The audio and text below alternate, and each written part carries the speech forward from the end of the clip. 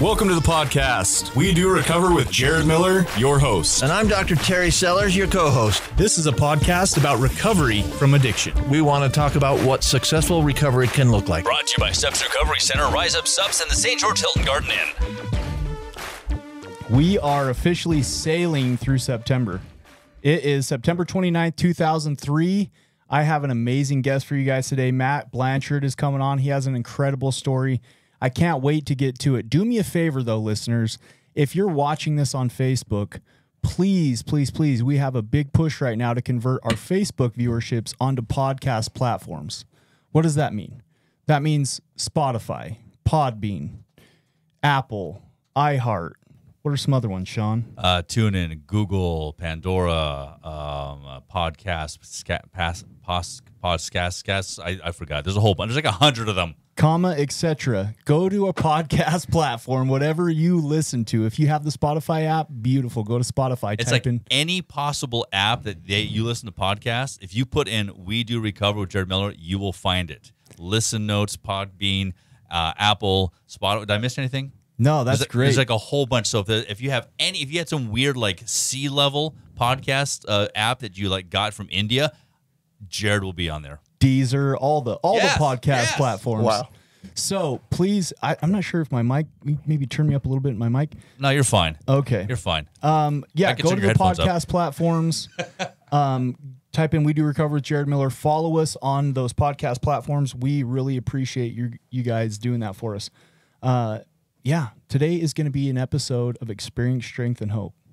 I'm super excited. Without further ado, let me introduce our inspirational guest, Matt Blanchard. Matt, how are you doing today, man? Doing so good. What's up, Holmes? What's up, buddy? Dude, ready to rock and roll? Yeah, we've been planning this for a minute. Last week we got a little cancellation at the last minute. That's okay. I had COVID. Sorry. Hey, we overcome, right? Yeah, I didn't want to throw out your medical information, but you put it out there, buddy. The Rona's back. Hey, I'll talk about the COVID, not the chlamydia, but I will talk about the COVID. They both hurt, right? We're glad to be back in studio. Hey, before we get rocking and rolling with Matt, episode 132 is brought to us by Steps Recovery Centers. Steps Recovery Centers, this is so robotic, so I'm going to shoot from the hip today. There's always hope. I love our sponsor, Steps Recovery Centers. They've been with us for a long time. I personally work at Steps Recovery Centers. The thing that I love about Steps is they have all levels of care. If you're in the state of Utah, they have facilities from the top of Utah to the bottom. If you're outside the state of Utah, we pick people up at the airport, man, all the time. Take you straight to detox. From there, we move you into the residential setting. We have outpatient, we have sober living. Everything that somebody needs to turn their life around, Steps Recovery Centers has. Without further ado, if you or a loved one needs help, reach out. You can contact them at 801-800-8142, or you can visit their website at stepsrc.com. That's stepsrc.com. We appreciate them sponsoring this podcast. We always start off with kind of some new and goods, Matt, right? Yeah. Little warm up, like some positive psychology. So you're up, dude. What's new and good in the life of Matt Blanchard? Bro, life is good. I don't know how life can get better. I've got a mind coach too, Sean Foyer Consulting, and he's, I'll tell you what, he'd ask me, how does it get better? I'm like, I don't know. And he's like, it just does. So there it is. How does it get better? It just does. I'm on this podcast with you, doing quite a bit of speaking, traveling, getting on more stages. It's a message that needs to be heard. You're a popular guy, man. Dude. Like, we put out the promo, right? I got to share this little story. I had to make a video. Like, I don't usually go live, like, when I'm not doing, because I'm not like a guy that's a big attention seeker, right? But listen, when we put out that you were supposed to come on last Friday, yeah, I kid you not, all Friday night and Saturday morning, I had people hitting up my DMs like, where's episode 132? We want to hear Matt. Like, wow, we can't find it. And I'm like, dang. Like, wow. Like more than a dozen people probably. Probably close to 15, 20, 25 people are reaching out. Then I'm fulfilling my purpose. That's a fact right there, bro. That thank you for that. Yeah, man. You're a popular guy right now. You're kind of catching fire. I'm wanting to. And then affirmations is a real thing. That's a real thing, man. And just surround yourself with people who give you an opportunity to be successful like yourself, and let's go to work. I appreciate that, man. I appreciate that. Sean Denneman, what's your new and good besides getting over the Rona? Yeah, that's it. The chlamydia, how's that going? Oh, well. Let's start from day one. So I met this girl on Tinder. No.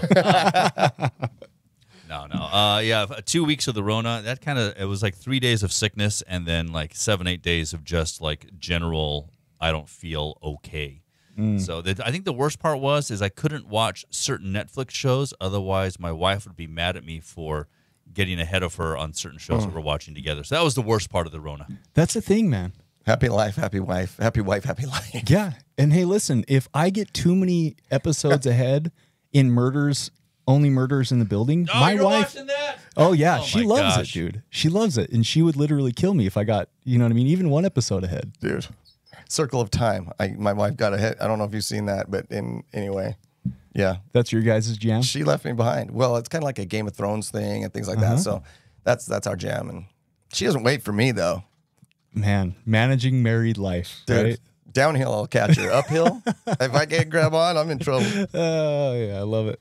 Thanks, Sean. So Dr. Sellers is not here in studio today. He was scheduled to be, but I don't know if you guys know this, but he is a big BYU fan. And BYU plays either tonight or tomorrow. And so he didn't want to miss the home game. Otherwise, he would have totally been here in studio. So Who are they just playing? goes to Do you show know? his priorities, right? Yeah. I have no idea, dude. I'm a Utes fan. I'm rooting for them. Go That's why I Utes, was baby. asking, because I'm rooting for I know that who other we're team. playing. Yeah, there you go. I don't. Who? Yeah, anyway. exactly. The U of you, baby, go Utes, is playing Oregon State tonight at Yes, 7. sir. I'm stoked for that. Oh. one. So that's my new and good is, man, it's football season. Dude, new and good. My kids are good. Life's good. Yeah, good. My new and good, it's football season. Got out, was able to, I went with a group of, you're probably not going to believe this, but a group of dudes that are ex-addicts and alcoholics. We all Okay. get together on Fridays and go golf. Okay. So that was my new and good. Love that. Dude, you are making a difference, bro. I'm just trying to have fun, man. Take care of God's kids. You know what I mean? It's, when you find your purpose and you're not going to work another day of your life doing that. Yeah. It's just a good time. Thanks, man. I appreciate that. Yeah. Well, enough about kind of me and the new and goods. I feel like we're warmed up. Let's get rock and rolling and settle into this episode, Matt. So we have you on here to share your experience, strength, and hope. Where does your journey begin? Bro, my journey begins January of 2006. I was involved in a single car rollover in my truck. Now I was 30 years old at the time, and I'd hurried across town to pick up one of my employees, Brett Dastrup. Love you, Brett. And he jumped in the cab of my truck, shook the rain off of himself, and told me, "Matt, put your seatbelt on." Just like that. Point. I'm like, "Listen, don't tell me what to do. Don't tell me what to do." So we get on the highway, go up towards Cedar City. We're going to the Cedar City Hospital, and rain turns to snow. And Brett says, "Hey, Matt, put your seatbelt on." I'm like, "Brett, no, I'm good. Right. I just ran the St. George Marathon, bro. I'm 6'2", I'm 215. I'm your boss. Don't tell me what to do." I gave him all the reasons, and so up the canyon we went, following a semi truck. He gets off the highway at New Harmony, and right then I lost control of the back end of my truck. Brett, well, just before that, Brett, for a third time, is like, "Matt, please put your seatbelt on." And for the third time, I said no. So not a still small voice or a warm, funny feeling. Someone sitting right next to you, close as you and I, saying, "Hey, protect yourself." Yeah. Saying, "Hey, I don't need it." Little bit of ego involved there, huh? Bro, pride and arrogance is why I'm paralyzed today. Yeah, pride and arrogance is, there it is. It's a lot of our downfalls, man. I'm softer now. If I get in a truck and you say, "Hey, You've Matt, learned. you need to put a helmet on too," I'm going to put a helmet on because I don't know what's coming. But Okay. yeah, back then, don't tell me what to do. So 2006, you Yep. get in a single car rollover, you become paralyzed. What does life look like moving forward from there? Well, laying there in the hospital in the ICU, underwent 2 surgeries. My back's, put together with screws and rods and plates. And I remember laying there wanting to sit up. And it had been 10 days. I spent 10 days in ICU and couldn't sit up. And I looked down at my right hand, and there's electrodes and tubes. My left hand, there's nothing. So the goal was to grab my quad and pull myself up. And I reached down and grabbed my quad, and I couldn't feel the touch of my own hand. And so I started crying. I remember, and I was alone in that room, and I remember looking around thinking, okay, you can't sit up, you can't roll over. You got to end this thing somehow. Like, how are you going to end your life? You had that thought. You bet. Wow. And I got through the night, get moved out of the ICU into my own medical room. Now, I was life flighted to LDS Hospital in Salt Lake, and I grew up in Salt Lake. So hundreds of people waited 10 days, give me their love, their hope.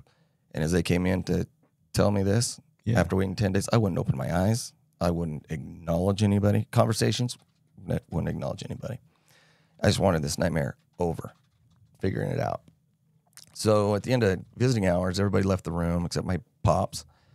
And he pulled a chair over to the side of my bed. And he said, Matt, you can give up. We can all quit. But do you have it in you to dig in, dig deep, and get it done? And then he left. And I was thinking, what the hell am I going to do? Can I ask you a personal question? Absolutely. In that moment, it sounds like you were really struggling with the acceptance of your situation, right? The fear had set in, you know what I mean? Like you are not having your current reality. Right. Your dad coming at you with that type of a message, did it A, inspire you, or B, be like, screw you and make you dig in more? Bro, pissed me off. Okay. So angry.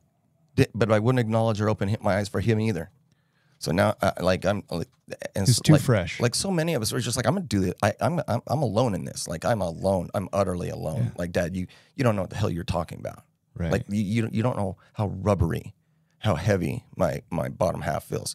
You don't have something coming out somewhere you could. Like me. Yeah. So don't tell me.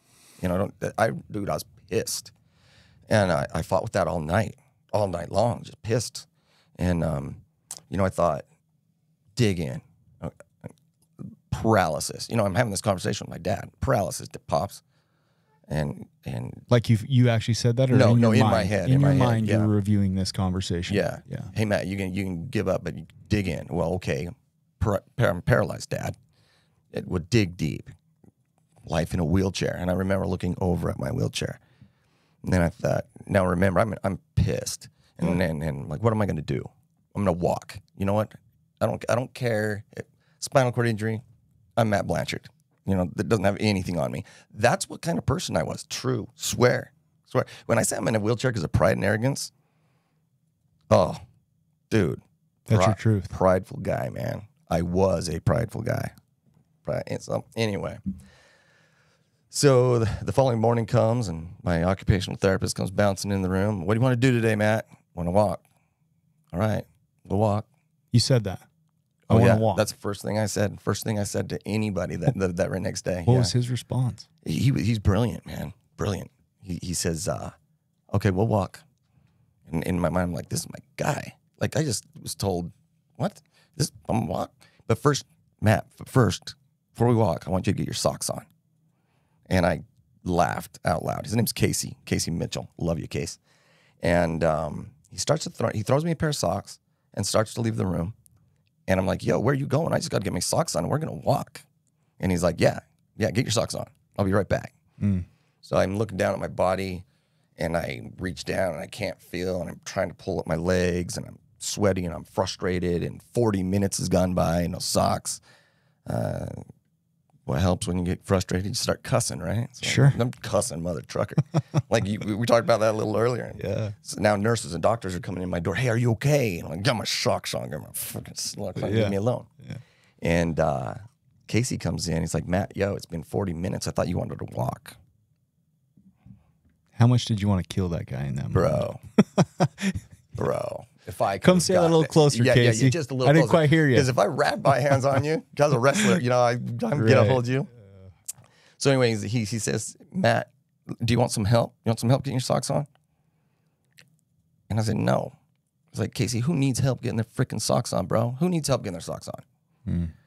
And today I realized we all need help getting our socks on. My socks just look a little different than your socks. We're all going through something.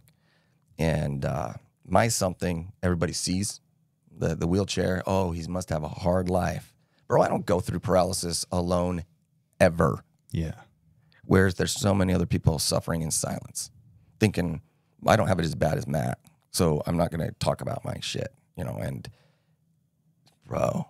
And we're bad at that, right? We're bad at comparing people's outsides to our insides. Yeah. Paralyzed or not paralyzed. Like, it just as a human population of people, I can go to a social event and look around and go, oh man, I don't have that truck, or, oh, that guy's got this, or he's got that, or, right. And we don't know or we live life through the gram, like people post their precious, most perfect moments on the gram. And it's like, that's not real life. Nope.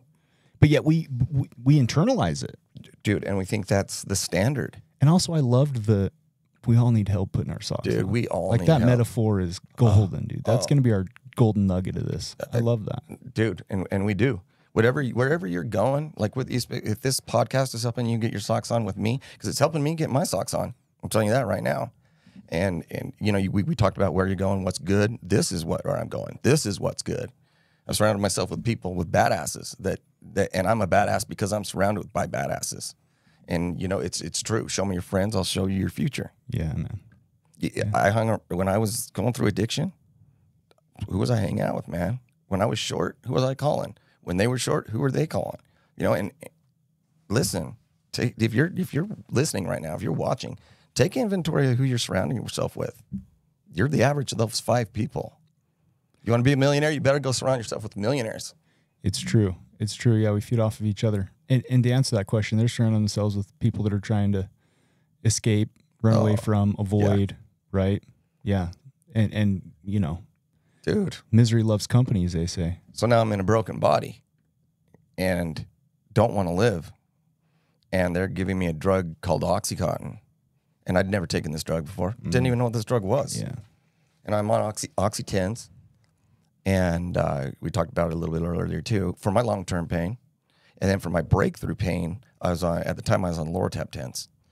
And I'd take those before I went to therapy. And I'd push my body hard, man, hard. This broken, hey, it's impossible, Matt.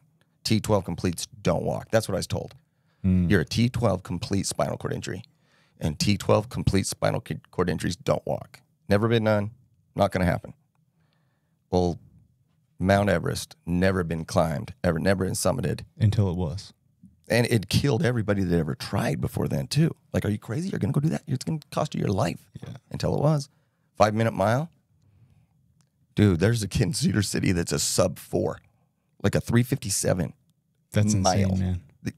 Yeah. Everything is... Another thing, if people to take away the little nugget, everything's impossible until it's not. At the time, did you think like that, though? At the time, did you have kind of those references? Because it sounds like today you're pretty familiar with some of the impossible things that have become possible. But at the time, you're literally, you have this idea, like, I'm being told I can never walk again. Yeah. Right? I'm on these pain meds that are helping manage the pain. You're pushing yourself. Like... And escaping at the same time without anyone know. Well, now I was new at all this. Okay. I'd never done drugs. I'd never been... high like that, or I didn't know what I was doing. I just knew that, okay, if I take one more of these, I don't have to deal with those kind of thoughts or those kind of feelings anymore. Yeah. And I can still go through the motions, and I've got all these rods and screws in my back and everything that when the doctors look at it, oh yeah, he's in pain, so let's give him fentanyl patches. Okay, and bro, nobody's going to question it. No. And addicts are smart. Smart. I've said that on this podcast before. We are some of the smartest, most... Yep. Conniving, manipulative. Yeah. We are smart. But also kind of brilliant in a way. Yeah. Yeah. Yeah. Yeah. We're it's a different animal. And so, after I got sent home from LDS hospital, knew I was walking out of LDS hospital. Didn't happen. So there's a hit to my psyche, to okay, what am I? Because I didn't know what I was. I was no longer... Now, this is what I thought of myself. I was no longer a man because everything below my waist had been taken. I didn't know if I was even a father anymore. Like, I didn't know... my job was to bring in money. My job was to cut the lawn and do the cards. And Mama's job was to do everything else. And I didn't... I was so scared, man. Yeah, you're talking identity now. Yeah. Like your identity had been stripped from you because you're looking at life going, I can't do this. You're telling yourself, it sounds like, and correct me if I'm wrong on this, but like, how do you identify with who am I and how can I contribute when your reality yesterday was completely different than your reality today? Right. And now you feel like a burden on everybody because I truly had to relearn how to sit up again and roll over in socks and pants and bathroom and shower. I had to relearn everything from a baby right at 30. And it was, boy. Would you say that's what kind of had you lean into the pain meds? Yes. We have very, very similar stories, and I'm not going to get into mine because today's podcast is about you, but I can relate to the psychological thought of, I know how to escape this. Yeah. Right. If this is good for physical pain, it's going to be great for thoughts and emotional pain as well. And that's the unmanageability that the disease you and I have, right? Is the inability to deal with those thoughts and emotions. Yep. Okay. So what did that look like? You're discharged from the hospital. I bet they give you a grip of pain meds. Oh yeah. Sat home with those. And, I remember coming home, getting loaded and being in my bathtub. And I was trying to get my wife to leave me because I was no longer a man. I wasn't the man that she'd married, that she'd chosen. That, like, this is all the story you're telling yourself. Oh yeah, but I'm telling my wife all the things, man, all the things, and she's bawling at the mirror, and looks at me and says, "Babe, I did not marry your legs. I love you." What a good woman. Because, bro, I knew she was leaving me. In your mind. Oh, yeah. My wife is drop dead freaking gorgeous. Seriously. I married way up. I mean, I'm a handsome mother trucker, okay? I'll own that all day. And my wife is gorgeous. And I knew I was not deserving of her anymore because I was not what I thought a man was.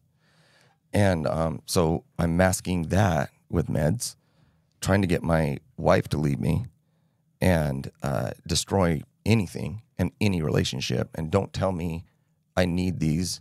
You don't tell me you understand. You don't know the pain, and they don't know the pain. I'm not talking about physical, right? But the emotional pain. Sure. And so I was using meds for my emotional pain, man. That's facts. I did not like the fact, and so this went on for years and years and years. And I got my ride or die with me, and I know she's not going anywhere. And I looked at the stats, and 90% of marriages don't last through paralysis. So, my wife's a badass. As much as I'm a badass, my wife's a badass. And told me, hey, I got you. And I just continued to use and use and use and use and go to my doctor and say, hey, I'm in more pain. And I was in more pain. Right. Because I wasn't walking. And too, there's something to be said about the physical pain, right? Like eventually that chemical dependency no longer works at the same level. So I'm sure that there was some of that. And when you take pain medications, right, the receptors in the brain start to actually develop new receptors because it's normal for the body when you wake up and stub your toe at night. It's normal for the body to experience pain every once in a while. Right. So when we get chemically dependent on chemicals, those receptors in the brain actually are like, something's not right. We're not hearing the pain, so they start to grow new receptors, which amplifies our pain when we are coming off of it or when it's running out. Oh, dude. So there's some physical stuff there too, man. You know, it's crazy. So I went up to 300. I got up to 390 milligrams a day of OxyContin and a drug called Roxycontin. Sounds like enough to kill a horse. Yeah, it was a lot, and I developed that over we can laugh about 5 it now. years. Right. It's true. And I was taking for my emotional, physical pain as well, but more for my emotional pain. And I built up a tolerance, and I had the best. I had the same doctor. I wasn't doctor shopping. I wasn't doctor jumping. I knew this is my guy, and the same everything. And then I go to therapy and push my body hard for 8 years. And my daughter comes out. My wife and my daughter picked me up one day, and I'm snowed in the front seat because the regiment with another Oxy 80 and another 5 Roxys. And my daughter asks, "Hey, Mom, what are all those pills that Dad takes? Are they really going to kill him?" And in that altered state, I heard her at 12 years old and called up my doctor. hey, Dr. Stephen Clark, I love this man. Anybody listening? I love this man. He saved my life many times. And hey, Dr. Clark, I'm done. I've been lying. I've been masking this for my emotional. We're gonna pin it right there, and we're gonna be back after this little 30-second mention from our sponsors. But join us in right after this break to continue with Matt's incredible story. You are listening to We Do Recover with Jared Miller and co-hosted by Dr. Terry Sellers. We'll be right back after this short break with more of We Do Recover with Jared Miller. Brought to you by Steps Recovery Center, Rise Up Subs in the St. George Hilton Garden Inn. If you or your loved one is trapped in the cycle of addiction, there is a way out. At Steps Recovery Center in Utah, we believe in second chances and new beginnings. Our evidence-based treatments, compassionate staff, and supportive community guide you on the path to recovery. It is time to reclaim your life. Take the first step towards freedom, resilience, and a brighter tomorrow. Reach out to Steps Recovery Centers today. Recovery starts with you, and at Steps, there is always hope. Call us or visit our website to learn more.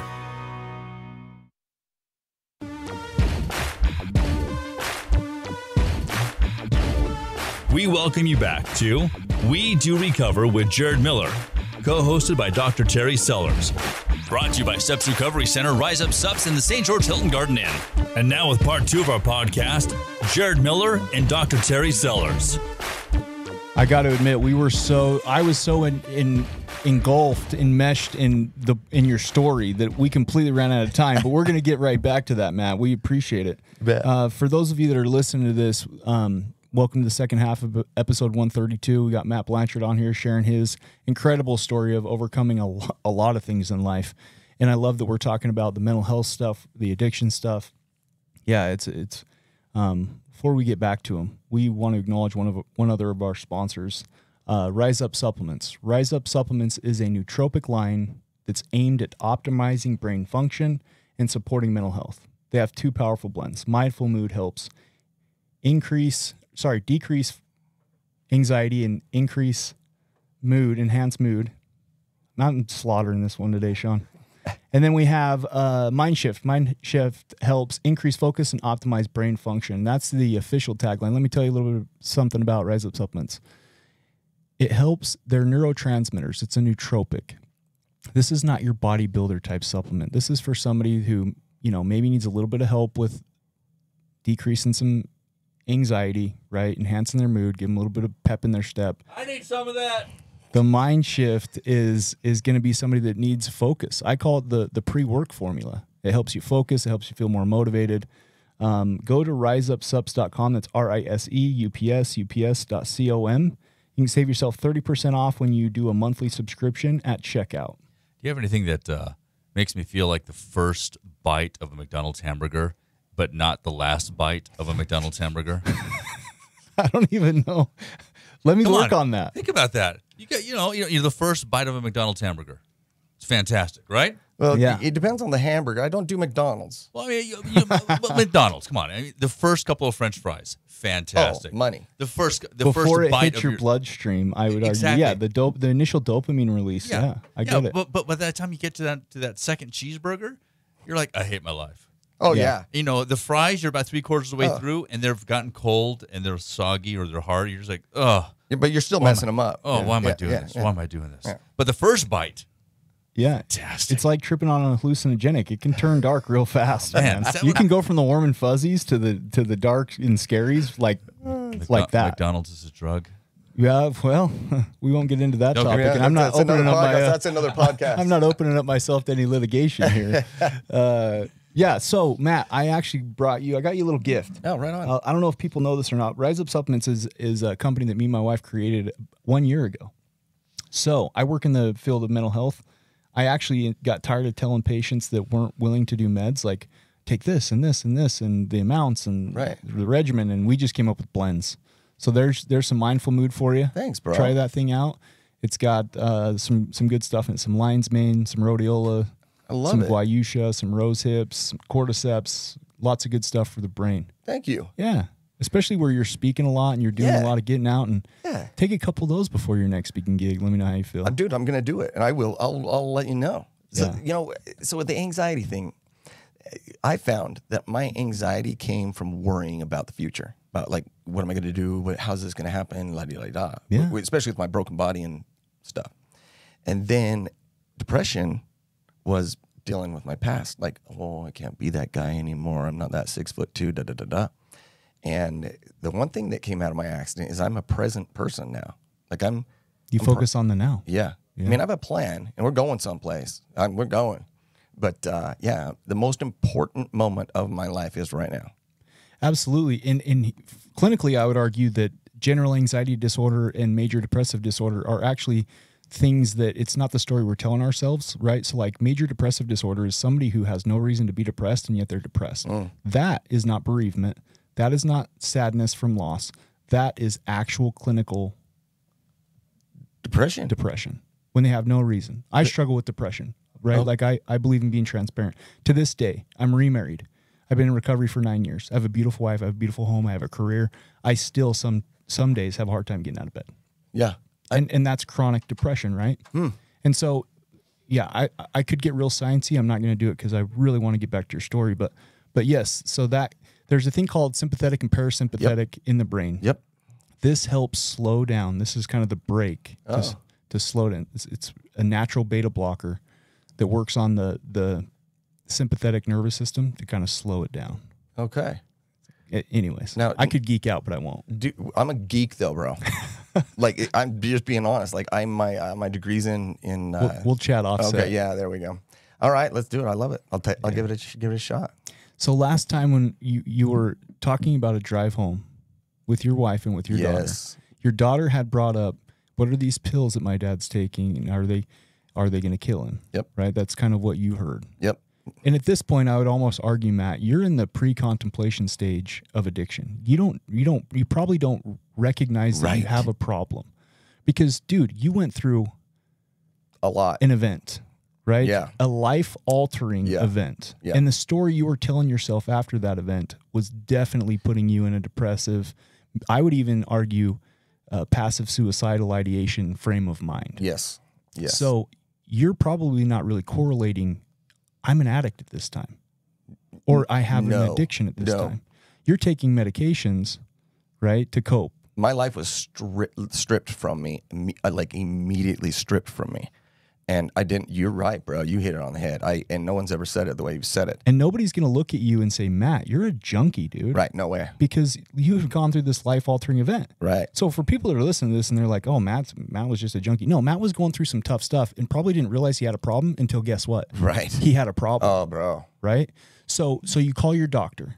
Yep. Dr. Clark. Hey, Dr. Clark, I've been lying to you. I've been taking my opiates for my emotional pain. I don't like the fact that I'm not walking. And we start going to this conversation. So that's you kind of moving into like the contemplation, the realization that of this thing has power over me, and I don't want to be a slave to this. And I mean, my every thought, man, and anyone who's an addict understands that. You go to sleep with that thought, you wake up with that thought. That's what's the first and last thing you're gonna do. You're a slave, man. You're a slave. Oh, it owns you. Yeah. It owns you. So you're stepping into the preparation. You're calling your doctor. You're telling on yourself. You're getting honest. Scariest call I've ever made in my life. Swear to scariest call I've ever made. And I was and I was even loaded during this phone call. Sure, man, because your brain's been hijacked. Dude. And your brain is literally telling itself, we're going to die if we can't get these chemicals. Mm-hmm. Oh, yeah. If you don't believe me, go to I told you before the set, right? Oh, yes. Man. Pleasure Unwoven, right? And on YouTube and watch some of those. The chemical change in the brain. This is not a disease. This is not like, oh, Matt's got some demons. This is not doesn't have self-will. This is a freaking disease. Bro. In 1953, the American Medical Association deemed it a disease. There has to be an organ. It's the brain. There has to be symptoms, continued use despite negative consequences. There has to be a way to treat it. Abstinence over a certain amount of time until the brain's hardwiring can get rewired. I'll say this I said I wasn't going to geek out. I do, but you geeked out. Sorry. That's all right. That's all right. That's all right. This is the thing, is I am a strong-willed, strong-minded. Like I'm very confident, not arrogant. I'm on Deion Sanders level. Okay, I love it. I'm always learning. I'm not afraid to fail. because I'm going to learn from that failure and I'm going to make some changes. I'm going to go fail again. Yeah. Okay. So for everybody listening, the addicts and the people wanting to help an addict, you can't do it by yourself. So and when I say that, and bullshit, I can't. Okay, check this out. So where were you when you wanted to get clean and it was just you and God? Because everybody else, you thought it abandoned you or whatever else. So you've never been alone. Okay, it's you've done it with you or with nature, with whatever you want to call your God. Right. Whatever Universe, cosmos, whatever. You've never you been identify alone, with. man, going through this. Totally agree. So don't go through it alone. Reach out to me. Swear, I'm your guy. You're getting a tough freaking love. So here we are. Don't give me any more opiates. He said, whoa, time out. You're on 390 milligrams daily. You're going to need Suboxone or methadone to deal with your withdrawals. And I didn't know what Suboxone or methadone was. Did you even know what withdrawals were? No, bro. Okay, well, kind of. Like, I tried to quit 3,000 times. Okay. And It's the longest you ever made it. 18 hours was the longest I'd ever made it. And I guess that's when where the itchy, the clammy, the Machine gun jerks. you just don't know what to do with yourself at all. Yeah. You know? And then you're like, okay. So I did, but I didn't know those were withdrawals at the time. Right. And being in the mindset of addiction, going through addiction, that 18 hours yielded me 25 Roxys and 3 Oxy 80s. Not, you made it 18 hours. That was the mindset. Now Yeah. I have more for later. So there you go. You get loaded. Matt, you might have struggled with addiction. Right. Dude. So what did did you guys come up with a game plan? So this is what happened.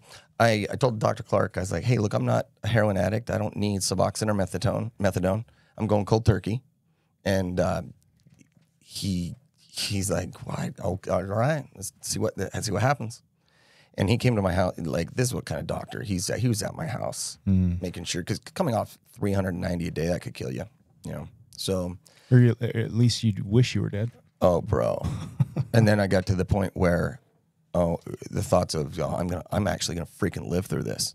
Like, this is not gonna kill me. I'm gonna have to do this another day.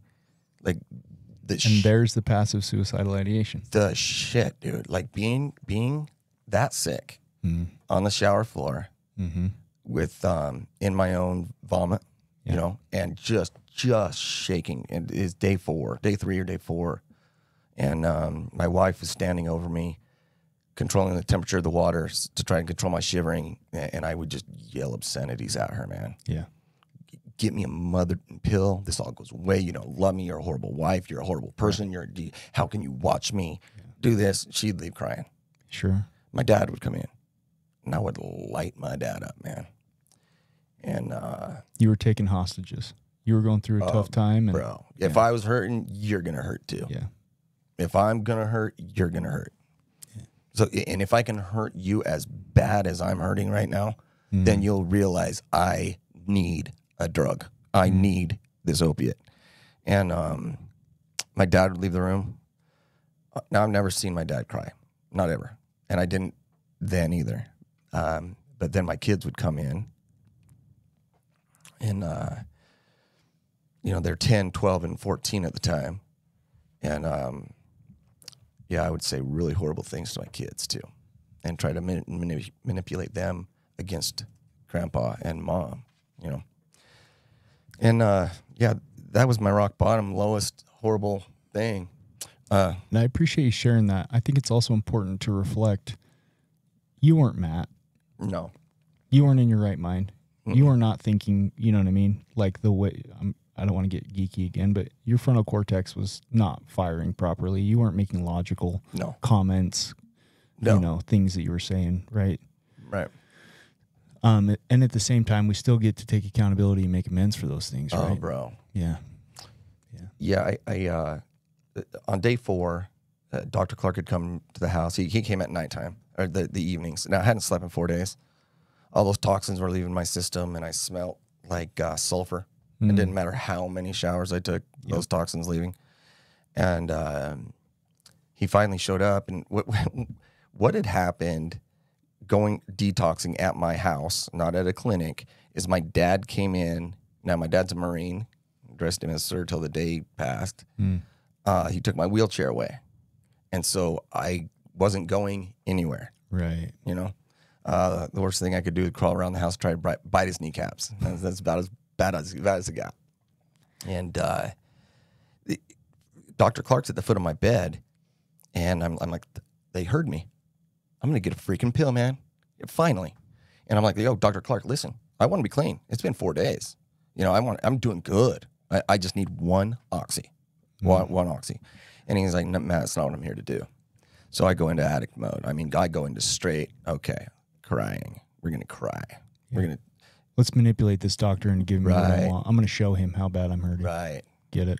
Crying. I sting, just one oxy. He's like, yeah, I can smell you. That's what he said. Did he? Yeah, I can smell you. So I get pissed now. And so give me a mother Oxycontin. Yeah. And he matches my level and says, Matt, you're acting like an addict. And this is my day one, man. Serious, not pretend my day one. This is my day one that's been through to this day. Like And your day one, not as in withdrawal days, as in like your doctor. I love this man as my father. Yeah. He's I can't say enough about Dr. Clark, but he gives me a drug called Seroquel, and he said, hey, look, there's 4 boxes of Seroquel. I want you to take one pill. It's been 4 days. You haven't slept. You're going to sleep. Yeah. And so he left the room, went out in the front room to talk to my family, and I opened all 4 boxes, and I took all 16 pills and OD'd on Seroquel. And luckily my doctor was there and my family was there. But you, at that point, you will do anything to get away from the way you feel, the hell that you're in, the hell that you've created, that and you know you've created, but you just can't. I can't do this another day. I can't feel this way another day. I can't feel. And then it gets to the minute, and then you're on the couch just rocking, and I still have scars from clawing myself, you know, and you've got bugs under your skin. Like you're going crazy. Oh, yeah, the withdrawal symptoms are out of this world. It's nuts. Dude. So I take all the Seroquel and I get through the week. So it's been 7 days. All the chemicals are out of my system. And now I've got this hole in my life that I filled with opiates. It doesn't matter how many football games. Doesn't matter how many soccer games. It does not matter what I put in that hole. It doesn't make a dent. That's the opiates hole, man. That's the drugs hole. That's your life right there. And too, like when we're getting clean, right? Like nothing sounds fun and nothing is pleasurable because you're trying to compare it to something that is like the world's tallest roller coaster. And so, you know, these little going over golf cart hills is nothing compared to the world's largest roller coaster. It's actually called hedonia. Really? Yeah, it's medically called hedonia, where basically you're pleasure deaf. I felt like joy had been taken from me. Yep, that's exactly like I still laugh at jokes and whatever else, but joy had been taken from my life. And you, which I would say is probably it's the second phase of withdrawals, why we call it post-acute withdrawal symptoms. But that can even be tougher because it can last longer than the actual first week of it's horrible acute withdrawals. And it did last longer. It really did. I remember about 9 months, a year. 8 months, bro. Yeah. Oh my hell. Yeah. Oh my hell. Yeah, it's tough, man. Wow. Yeah, 8 months of straight up black hole. Yeah. Until it starts to be filled. Not over at 8 months, but to where today's better than yesterday for the first time in 8 months. Yeah. Holy shit. I can remember the first feeling I got when the lights kind of started coming back on in that sense. I remember I was living actually at the time I'd moved out of the halfway house and living at my mom's house, and the heater kicked on. I remember thinking like, this is so nice because it's cold outside. The heater's on. I'm in a warm blanket. And that was my first kind of feeling of like gratitude and joy and like, man, today's going to be a good day. Yeah. Do you remember your first, like kind of when you came out of that fog? 8 months later? My brother took me on a drive. Okay. And we went out to Goobler Fields for baseball, to watch my son play baseball. This is weird, man. I've never said this before. And I'm sitting there and we're watching baseball, and I say, hey, Mike, look at the leaves. I can actually see where they end and where they start, and I can see the veins in the leaves. Yeah. And you understand what I'm saying, Dude, I'm getting emotional hearing you talking about it. Yeah. I'm just like, It's like life came back into you. wow. Yeah. Wow. Yeah. And that was the day. You know, life started getting really good, and I still go into therapy. I'm walking, I'm doing my thing. And Now you say therapy. yeah, Physical therapy? Physical therapy. Did you ever get like mental? I have a mental coach now. Okay. But back then, no. Got you. I did it all on my own. And I thank the Lord for my coach today, because I'm telling you, as soon as I figured out, hey, Matt, you need help, my life has exponentially gotten better. Okay. Rather than trying to just do it myself, put my socks on by myself, Right. dude. So you're doing the physical therapy, Yeah, starting to life's coming back in. life's coming back. My little girl's 18 now, and she's getting married. One day at that point, she was going to get married and dads walk their little girls down the aisle, and so I've got this really good driving force of, hey, I'm gonna walk my little girl down the aisle, and things are, we got it dialed, man. And she said, hey, Dad, I want to share my journal entries with you. And she's always kept a journal. I'm like, right on, sweets. So we're sitting on the couch. She comes over, and we go back to my addiction. And on day one in her journal, the little 12-year-old says, my dad's going off all of his pills forever. Dig in, dig deep, get it done. You know, and a big smiley face. Cute. Because none of us knew what was coming, man. Right. And then day two, her journal says, my dad is mean. It says mean things to my mom and my grandpa, you know, all this. She literally journaled your. Oh. Yeah. And now at this point, I'm crying, right? Yeah. And she, day three, now that I was on the shower floor, and it says, you know, my dad's so sick, and he can't sit up and he can't speak, and I'm really worried, and things like that. And then day four of her journals, now days four is when I overdosed on the Seroquel. And, but her journal says this. It says, today's the first day that I saw my grandpa cry. I want somebody to give my dad back all of his pills so he can be normal again. And then in big capital letters, my dad scares me. You know, and now I'm bawling, because you don't understand the damage and the breadth of an addiction, and that my wife went through addiction, my kids went through addiction, Yeah. my dad went through addiction, you know, and to love somebody so much, to be with them right there to the edge of death, and really that being an option, that's love, man. Yeah. To watch somebody suffer that much. And there's so many people out there that don't want to watch other people suffer, you know, and I don't want to watch my kids suffer either, but you learn so much through pain and suffering. You learn a lot, and you learn you're alive. Go smack your freaking hammer, your thumb with a hammer. You're going to know you're alive, man. Yeah, there's something about that, right? When we feel helpless, that's tough. And one of the things that I've had to learn, because one of the emotions that I really struggle with is that helplessness, feeling like I can't do anything to fix it for somebody. And I've learned to honor other people's journeys.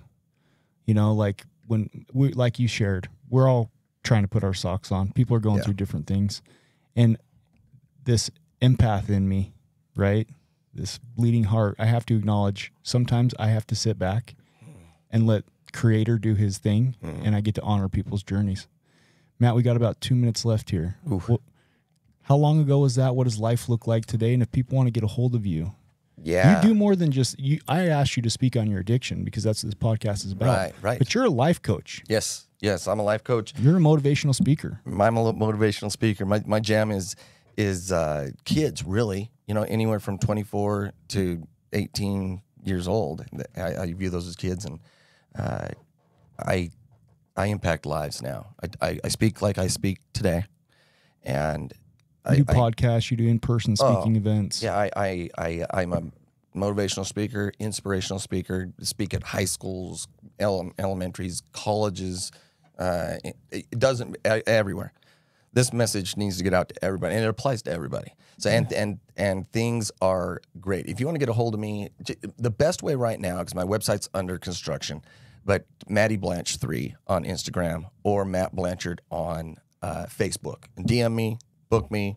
Let's change lives. It's better on the other side, man. It's a grind, but it's good to be alive. Dude, the thing I love about what we did today is people can see, like you said, you talk all the time, but how often do people get to hear the story behind Matt Blanchard, right? Because the concepts you're talking about, and you threw some in there, right?